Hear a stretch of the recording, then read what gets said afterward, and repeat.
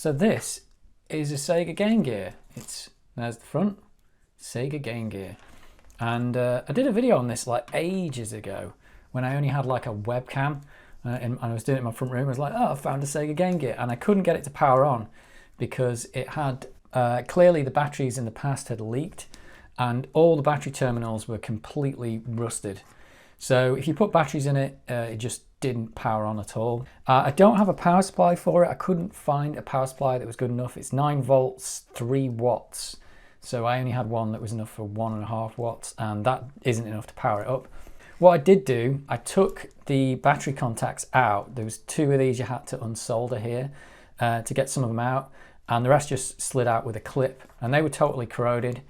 So I soaked them in lemon juice overnight because I figured maybe lemon juice would neutralize the alkaline from the batteries, and that seemed to clean them up pretty well. You could see where the battery had eaten away some of the contacts and it's exposed the copper. There was just one on the power board that you couldn't take off, so I just sanded the end of that and then tested it with a multimeter. I think it didn't make, it was in the mega ohms, and then I sanded it and it went down to, you know, 0.00 whatever. So it basically became what it was supposed to be, which is just a wire. So I fixed all the contacts, and now it's got 6 Duracell batteries in here. It did power up, but the problem was then I'm still left with it was basically an incredibly flickery screen. It had some black bars across it and stuff like that. So a while back I'd ordered a capacitor kit for this because I'd heard the capacitors in these go bad. I mean, all these electrolytics that are on here, I think it's got like 10 or 12 or something. They're not designed to last more than maybe 5 years anyway. So this is like 30 years old. So the chances of them working are pretty slim. But I did want to try and find out if anything was really wrong with it. So there was a capacitor down here, C1, and I looked at the schematics because you can get schematics for this. And this one is the 5 volt line filtering. So that's when the 5 volt line comes in, this just filters the 5 volt line. So that probably doesn't make much difference maybe if you're running it off batteries, but it might make a difference if you're running it off a crappy AC power. But I thought I'd replace that one first anyway because it had little corroded bits on the pins there. It was like looking pretty nasty. And because it's the 5 volt line, I thought, well, we've got to get that right first before I go any further. So I replaced that. It did seem to flicker a little less once that one was replaced, but I thought that's good enough to actually go around and measure the voltages. So I measured the voltages on, it looks like it's got, this is apparently one of the later boards where basically, it's a very modern design actually. All the stuff's in this one chip. So this Sega chip here has got the video chip in it, it's got the Z80 CPU in, and it's probably got all the sound stuff in there as well. So that's all in there. And these 2 chips here are just RAM, I think. I think that's video RAM and that's just RAM. So I checked the 5 volt line on that RAM, it's bang on 5 volts. The 5 volt line on this one is bang on 5 volts, and the 5 volt, well, one of the 5 volt lines going into the big chip, bang on 5 volts. So it looks like power was getting to these 3 chips correctly, but still it's just a white screen. What I did next was I was looking for the caps, seemed to be related to the screen. Now it's a bit weird because this power supply, like you get 9 volts from the batteries, but then it brings in 5 volts. It must get converted on this power board here, but it also brings in 34 volts for the LCD. So weirdly, the LCD runs on 34 volts, and then it looks like there's a little transformer here that actually converts, steps up to 200 volts for, I think, just the backlight. Like if I take this off, it's actually got a high voltage warning on here. It's like, yeah, warning, high voltage is written on this. So I think the backlight's 200 volts, and there's a 34 volt line for the LCD. So I tried to find all the caps that were on the 34 volt line, and I replaced a couple. There was only one I wanted to replace, which was down here, C45 maybe, but there was another one right next to it, so I thought I'll take those off together. So I replaced those 2. Again, the screen got a little less flickery, but it didn't fix it. And then these 2 here, C54 and C55, and these, I don't know what these are doing, but they are on the 34 volt line, and then I think they get fed into the LCD after that. Once I fixed those, which by the way smelled really bad when I was desoldering them, which is what I think these electrolytic caps do. They smell pretty bad when they've gone off. They smell like fish. They smell a bit weird. It's not quite like fish, but it's the best way I could possibly describe it. Once those 2 went on, let me show you this. So there's no soundboard plugged in, but there you go. It's totally screen has just come back to life. The screen was getting better and better the more caps I replaced. It had lines on it down here, different coloured lines and stuff like that. But this basically shows, like, I didn't know this until this point, but the CPU and the RAM and everything just seems to be working, I think. But that is, oh yeah, look, there's a line gone there. So maybe the LCD is not as great as we'd like. So it might have a problem. So I'm quite happy with that. That means at least all the, well, the 3 main chips that are on here are good. Hey, look at this cute little intro. So if I can get any of this working, that'll be great. But I think I might go through and basically replace all the other caps because they seem to all be bad. And one of the giveaways is they have like a little brown residue near the caps. And I thought these were like weird surface mount caps, but actually they're not. They're just an electrolytic cap. Well, they are surface mount, but they're electrolytics in a little plastic case. Yeah, there they are.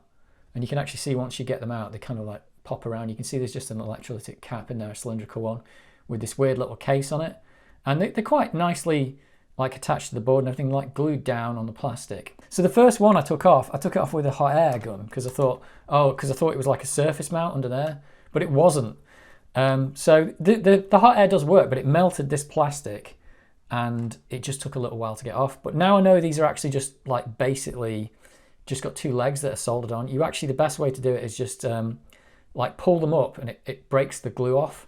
And then you can just snip both legs and then pull the cap off. And then you can just get the soldering iron, remove the remainder of the legs and then use solder wick to get the rest of the bad solder off.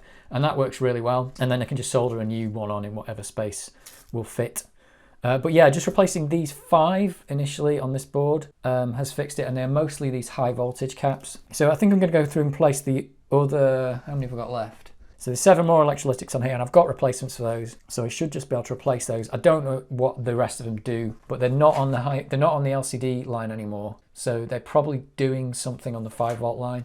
So that might have an effect on it somehow. Maybe when the power gets lower from the batteries or something, it might not work as well.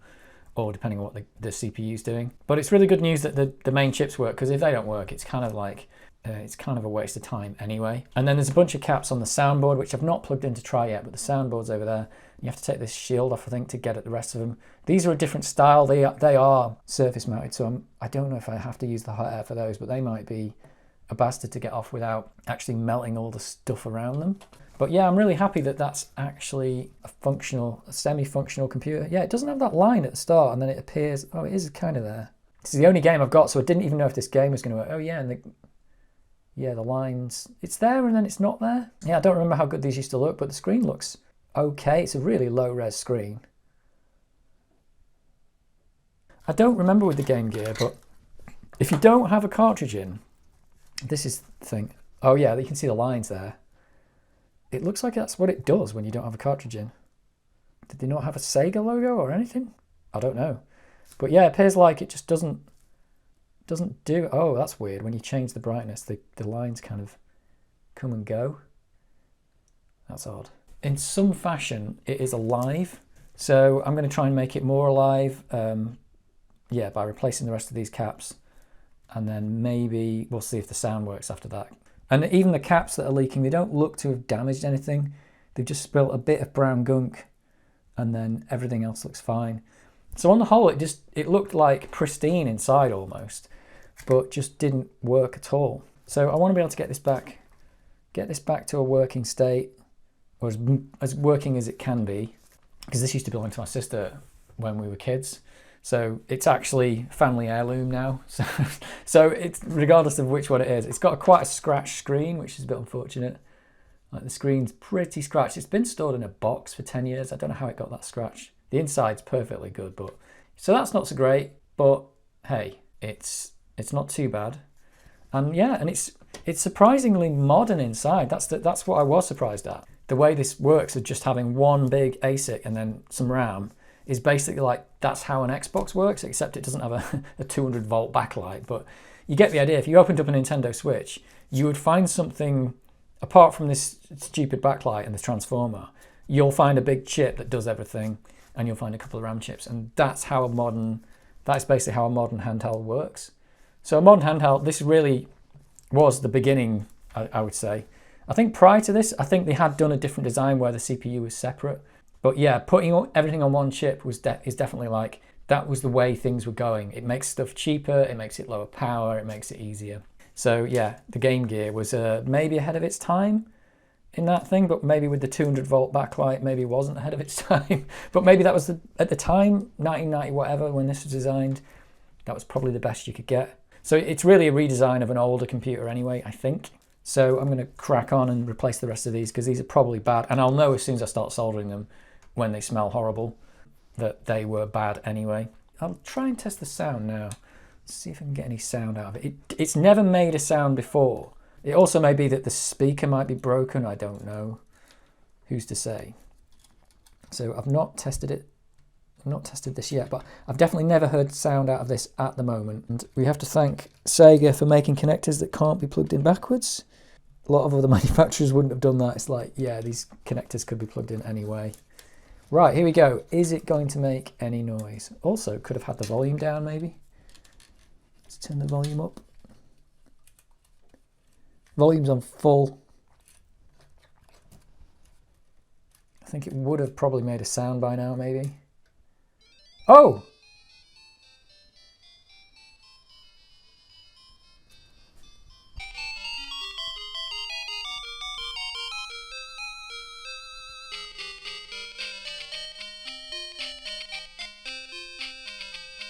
So that totally works.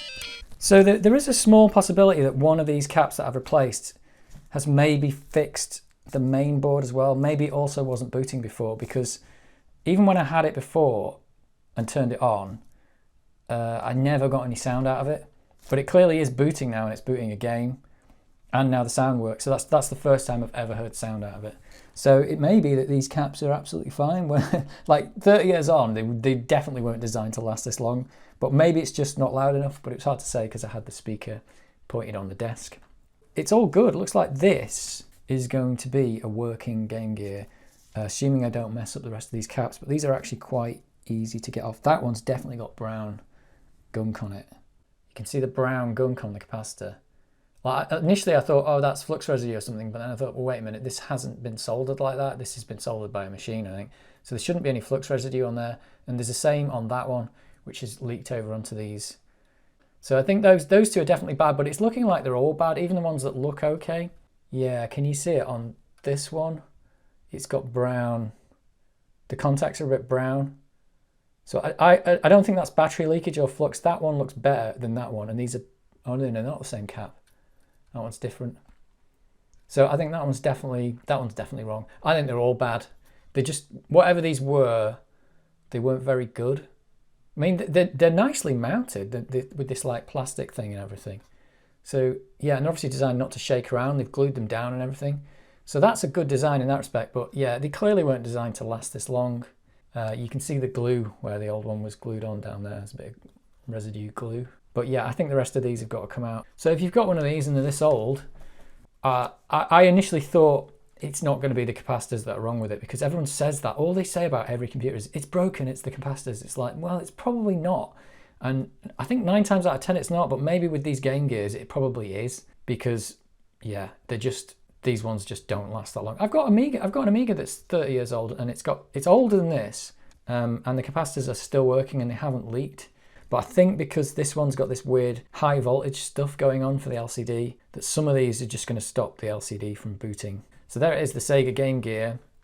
I'll see if I can get the rest of these caps in, clean it up, and maybe put it back together and see if we can actually play a game or not. I've not tried the input, so that might be something else that maybe is being affected by those caps. I doubt it, but who knows. But yeah, it'd be really nice to see this actually playing. I've only got the one game. So, right, more recapping. Yeah, so you can really see it on this one. You can see the brown crap on the leg of that cap there. You can see, like, if you look at that pad there, that's like shiny, as these empty pads are here. Shiny, shiny, not so shiny on this thing here. So that's clearly failed. So I'll just show you how I'm getting these off. Because like I said, the hot air, you could do it, but you're going to risk damaging all this stuff around here with the hot air. So you don't want to use hot air unless you desperately have to. But the way I'm doing it is I'm just, I'm lifting. There is a bit of glue on this, so it's glued onto the board. And just see if I can. Oh, there you go. So that breaks the glue. So it sounded bad, but that's just breaking the glue. and then you can just lift that up, and now I'm just going to snip it off. So let's see if I can snip these legs. This one's actually quite a small one, so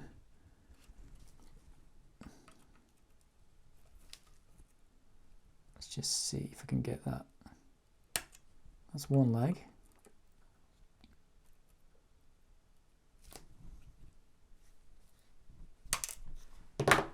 There we go. So that's really easy just to clean that up now. C14. So yeah, so what I've got to get right is get the right orientation. There you go, negative and positive on that. Yeah, so this seller reviewer is giving me a little pack of, look, Jack Con and mixture of all kinds of, they're mostly Jack Con. There was one Nichi Con in there, so I don't know who Jack Con are. But yeah, so they're giving me this little pack of that, 10 microfarad, 6.3 volts, and they've probably given me a different rating. Let's have a look. They are Jack Con, 10 microfarad, 35 volts. So yeah, I think it's always okay to go higher on the voltage, but I don't know if you go too high that you've really changed the behavior of that capacitor. I don't know. But at least they're about the same size as well, which is one thing. These ones that they've put in are much smaller, the Sega ones.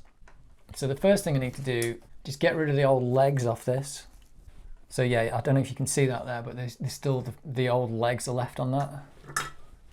So I'm just going to get rid of them. And I can do that just by poking with the soldering iron, I think.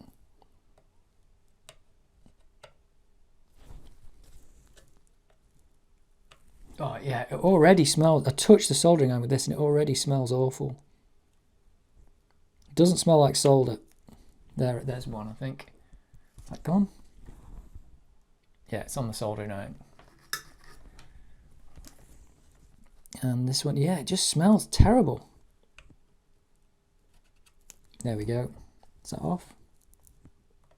It's just there. There it is. It's stuck on the end of the soldering iron there.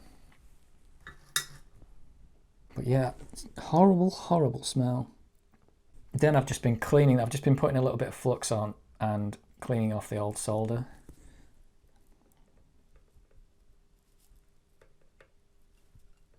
Which is liquid flux, so it's horribly sticky, but it's great.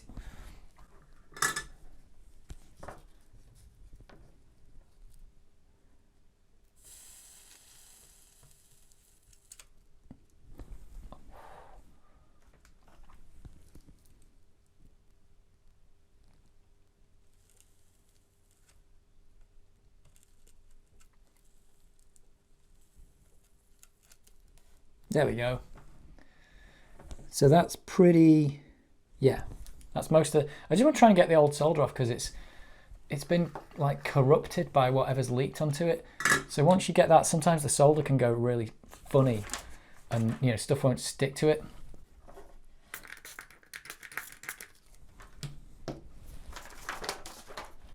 Oh, it's got a little sticky from the liquid flux.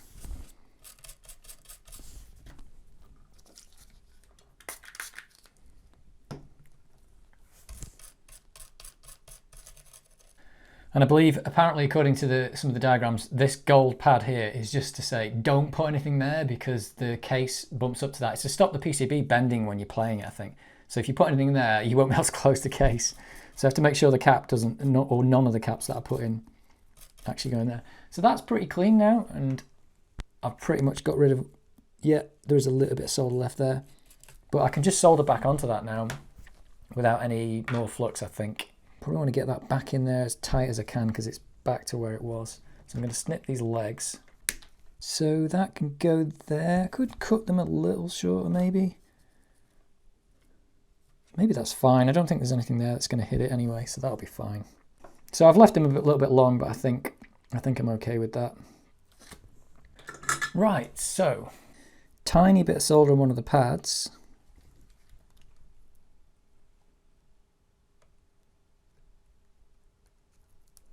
Just enough to tack one side of this capacitor on.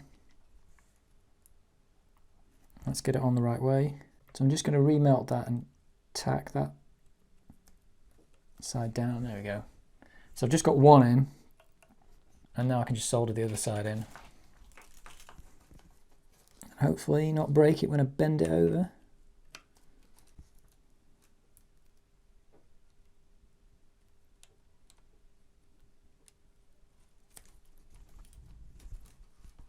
And I'll just put a little bit more on the other side, I think.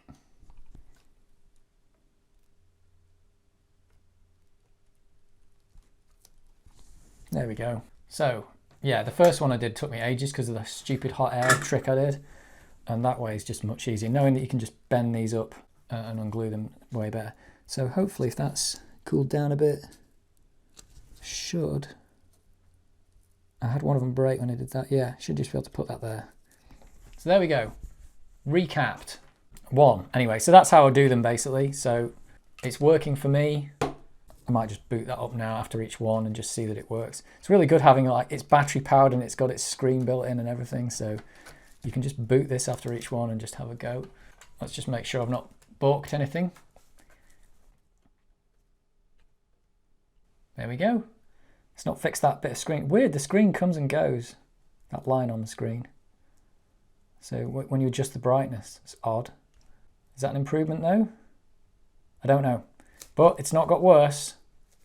So I'll do the rest of those off camera and then we'll update with whether we can actually get this case back together with all these caps in.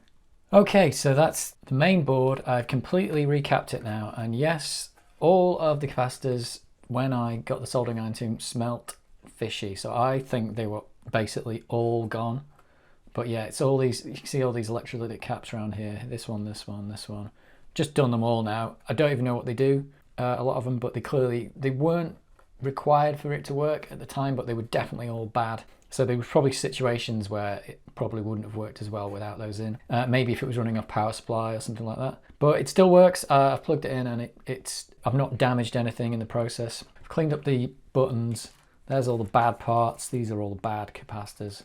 I've just cleaned up the contacts where the joystick ports work. The one thing I've not tested yet is the joystick to see if it works because I've never got it working before. If I reassemble it now, I haven't done anything to the soundboard, but at least I know that already works.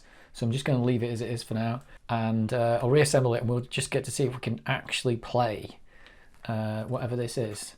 Land of Illusion starring Mickey Mouse. And it'll be the first time a game's been played on this Game Gear in probably 20 years maybe or more, I don't know. Oh, I've cleaned the inside of the screen as well, but it's still horribly scratched. It's going to look a lot worse with that over the top. But what can you do? This is just the condition it's in right now. Maybe there's a way to get rid of the scratches, but I'm not sure how to do that. But yeah, it's pretty scratched.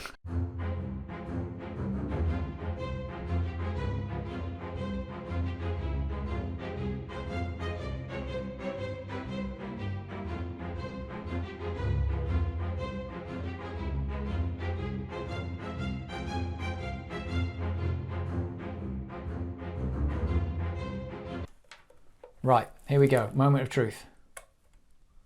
Oh, straight away it's on. Straight away.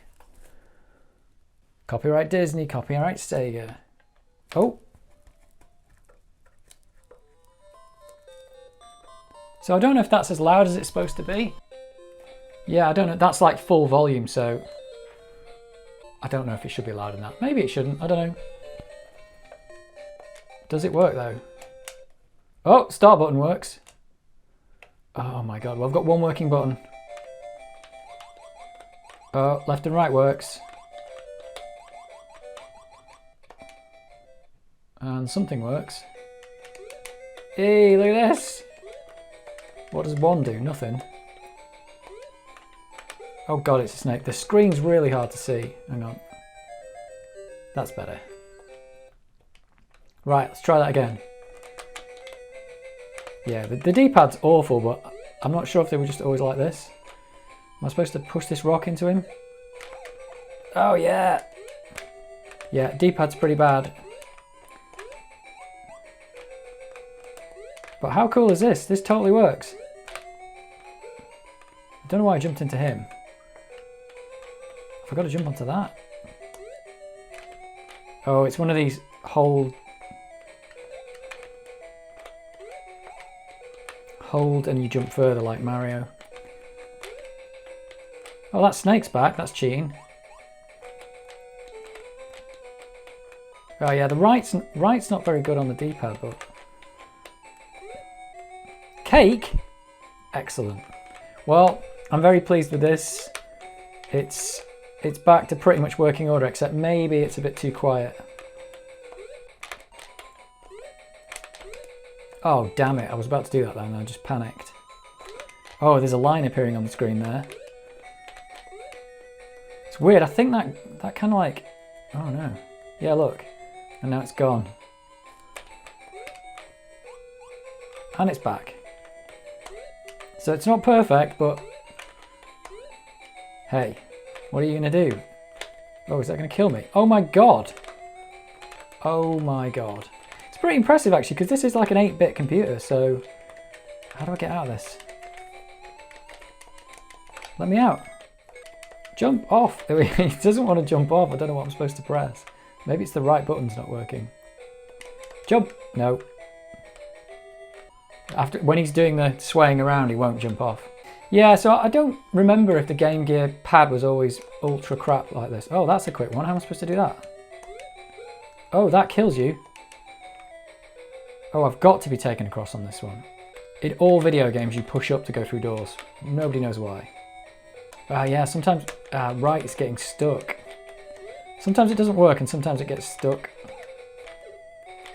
Oh, that was for cake. That's rubbish. So it'd be interesting to get some more games for this now it works. But yeah, this D-pad's crap.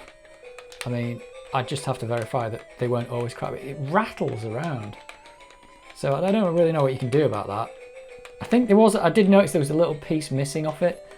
So it might be damaged actually. Maybe I could try and find a replacement D-pad. I think there's plenty of broken ones of these on eBay that people can't be bothered to fix. So maybe I could get one and hopefully get a D-pad that's broken. Yeah, I think they're a bit cracked off down there.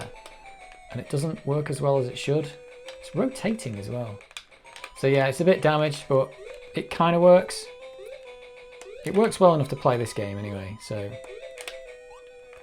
Excellent. Game Gear, fixed. 30 years later, fixed. Love it. Boop.